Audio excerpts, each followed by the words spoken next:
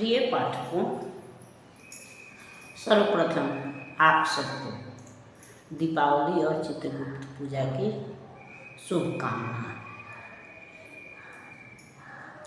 आशा है आप लोगों ने दीपावली का भरपूर आनंद लिया होगा।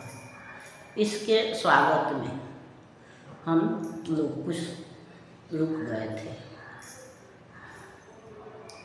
और यह दीपावली जो है वह पूरे भारत में पूर्ण उत्साह के साथ मनाई जाती है।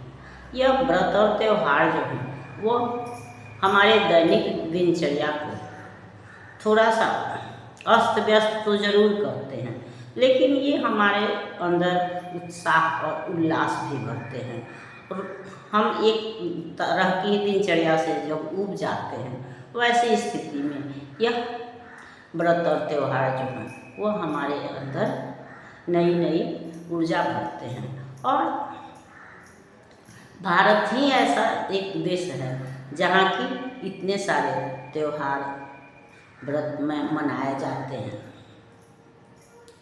यहाँ अगर रंगों की त्यौहार होली है तो फिर प्रकाश का पर्व दीपावली भी है, विजय का पर्व दशहरा भी है, जो हमारे अंदर आनंद और उत्साह तो भरते ही हैं। इसके साथ ही साथ ये हमें कुछ संदेश भी देते हैं। दशहरा अगर असत्य पर सत्य के विजय की कहानी कहता है तो दीपावली अंधकार पर प्रकाश के जीत की कहानी कहता है।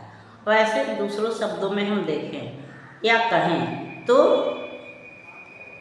दशहरा और दीपावली दोनों एक दूसरे से जुड़े हुए हैं और दशहरा के साथ ही हम दीपावली के विषय में भी विचार करने लगते हैं, या दशहरा की समाप्ति के साथ ही हम दीपावली की तैयारी करने लगते हैं।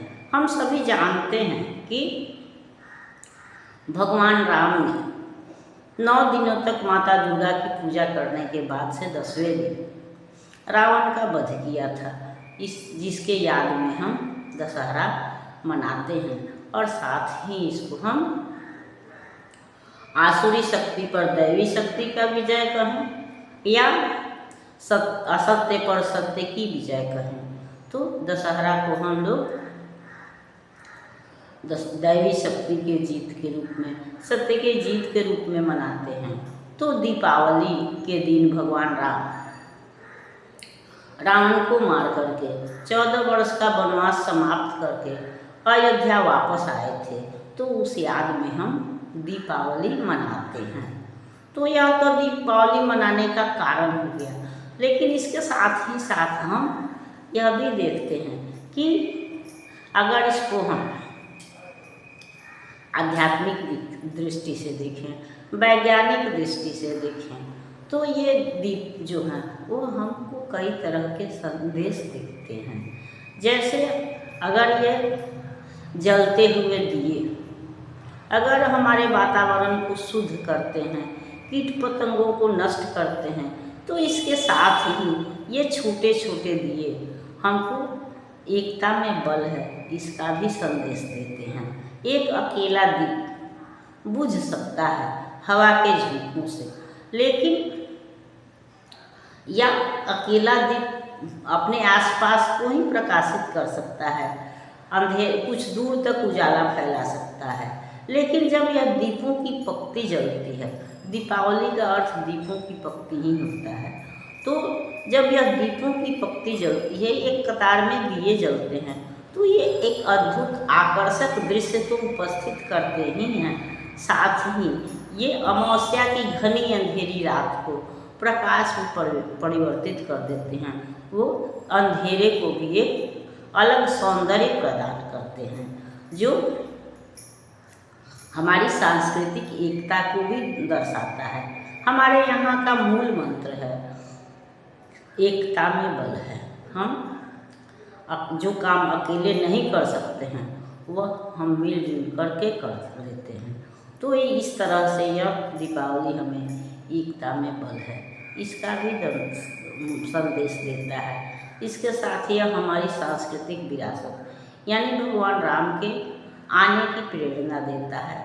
साथ ही यह जलता हुआ दिया हमको यह भी बताता है कि अगर हम सतत प्रयत्नशील रहें, जिस तरह से जलता हुआ दिया अमावस्या के अंधकार पर विजय प्राप्त कर लेता है, धीरे धीरे ही जलता है, छोटा सा ही दीप होता है, लेकिन वह अमावस्या की घनी अंधेरी रात को प्रकाशमान कर देता है। तो उसी तरह से अगर हम भी अपने लक्ष्य प्राप्ति के लिए अगर सतत यानी लगातार प्रयत्नशील रहें तो हम अपने लक्ष्यों को अवश्य प्राप्त कर सकते हैं। तो इसलिए यह दीपावली जो है वह हमें यह संदेश देती है कि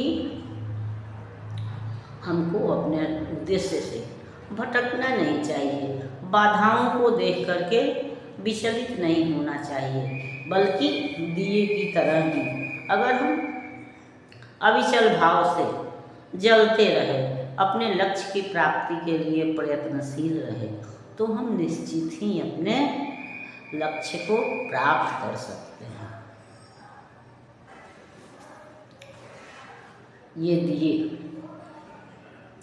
लेकिन ये दिए हमें संदेश देते हैं, ये पर्व हमारे अंदर उत्साह और उल्लास भरते हैं, लेकिन यह उल्लास यह उत्साह भी हम तब ही मना सकते हैं जब हम अंदर से या सामाजिक रूप से, पारिवारिक रूप से सुखी हैं।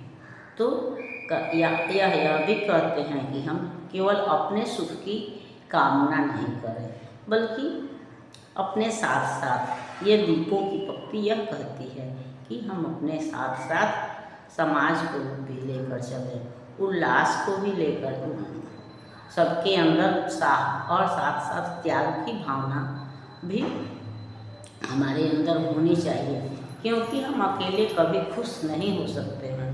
हम तभी खुश होंगे जबकि हमारा समाज खुश होगा, हमारा परिवार खुश होगा।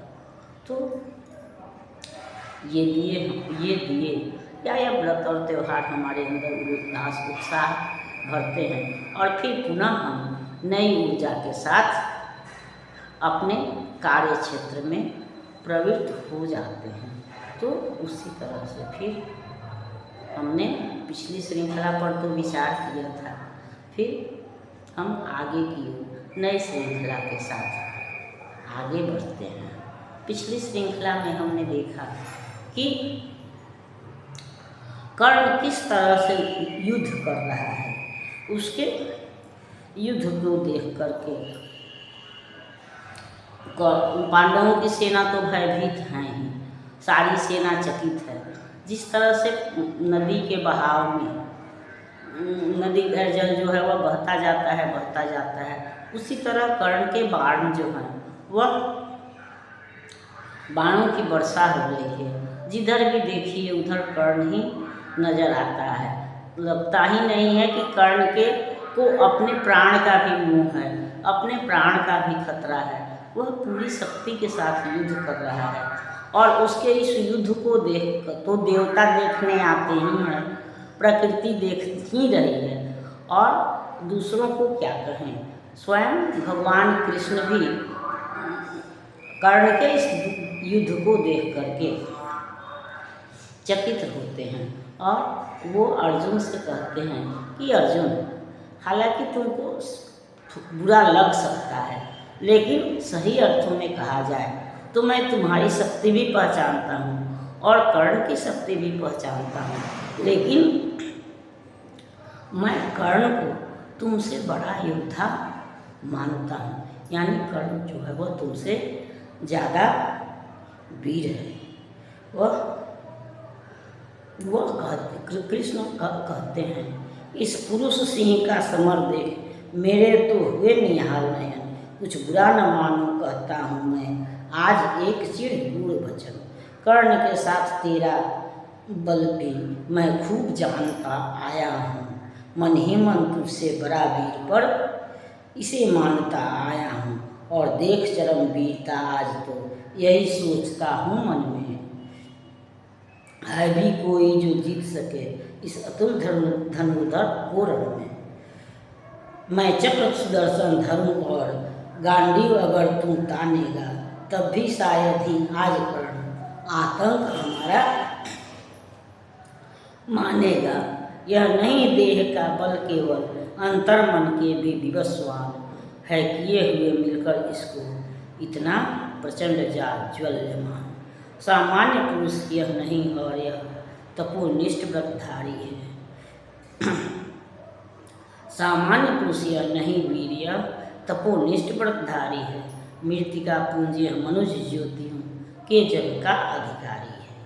कर रहा काल सा घोर समर्जय का अनंत विश्वास लिए, है घूम रहा निर्भय जाने भीतर क्या दिव्य प्रकाश दिए।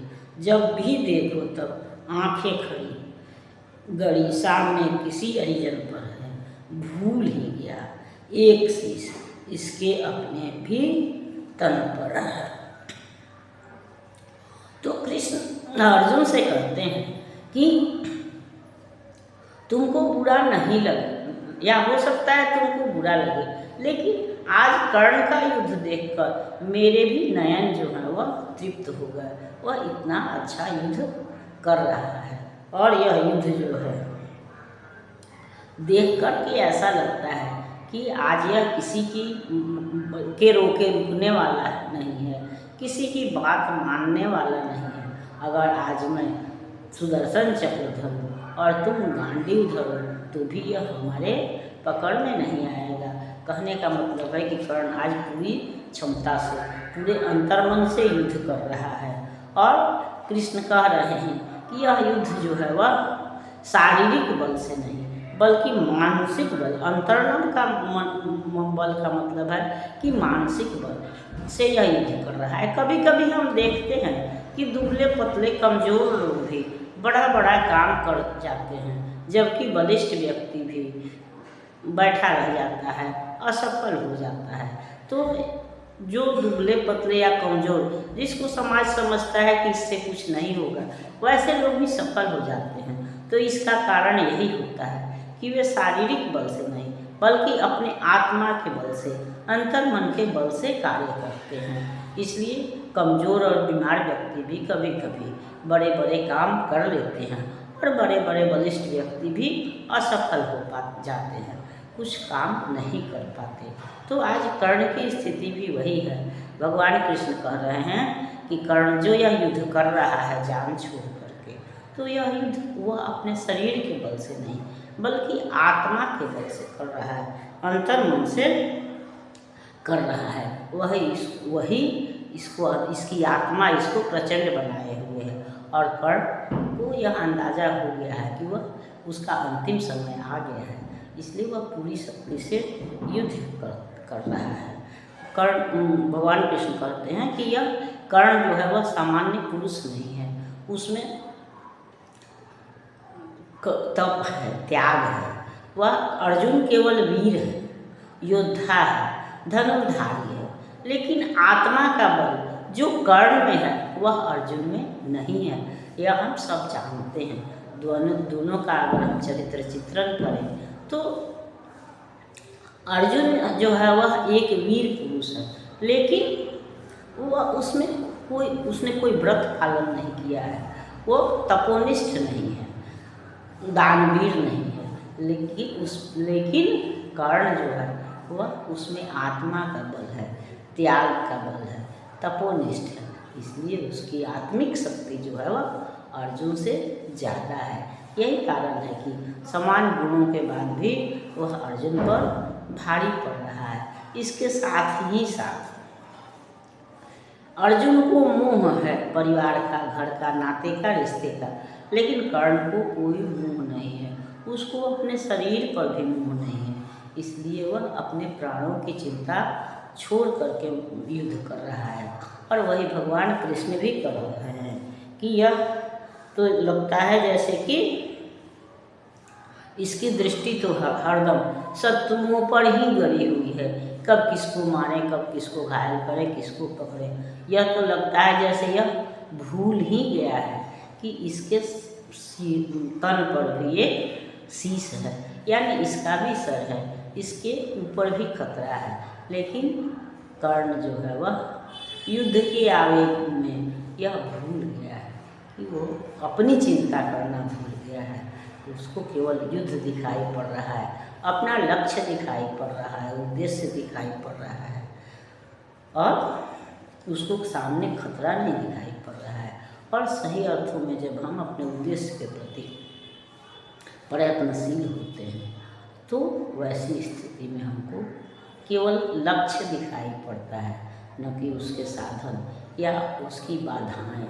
और अभी कर्ण जो है वह उसी स्थिति में है। तो भगवान कृष्ण कहते हैं कि अर्जुन यह ऐसे मानने वाला नहीं है, इसलिए तुम अपने समस्त शक्तियों का आह्वान करो और तब जाकर के कर्ण पर विजय करना संभव होगा। इस पर और अर्जुन जो है वह फिर अपनी संचित शक्ति के साथ कर्ण से युद्ध की ओर प्रवृत्त होता है। इस पर हम अगली श्रृंखला में विचार करेंगे। तब तक यह श्रृंखला आपको पसंद आती है तो इसको लाइक कीजिए, सब्सक्राइब कीजिए। मिलते हैं अगली श्रृंखला में, तब तक के लिए